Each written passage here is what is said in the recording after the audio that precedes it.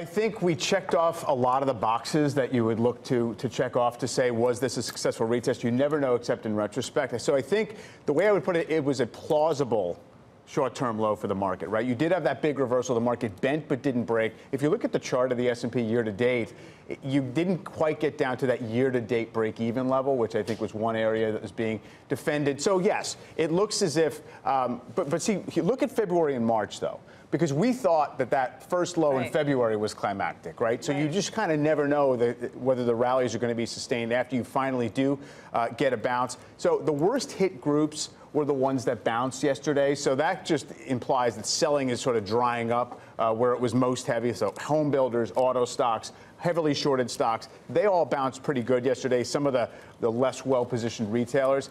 Now, that's both good and bad, because that could just mean that kind of the trash was bouncing.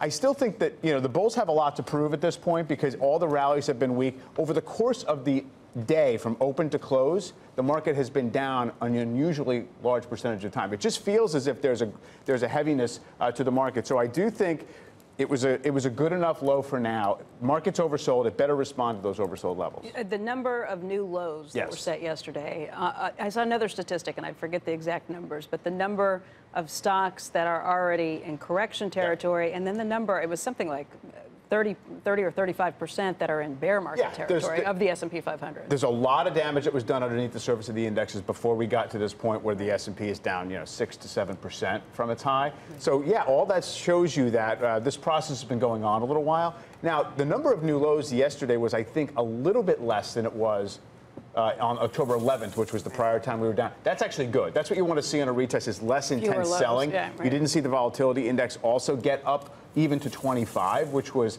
a threshold that people were looking for. So I think that's all good. It shows you that we're getting sold out to some degree. The problem is, as you mentioned before, it looks like a global bear market. Rolling through all these different areas of the world, and how much longer can the U.S. kind of distinguish itself? Those are all the big questions right here.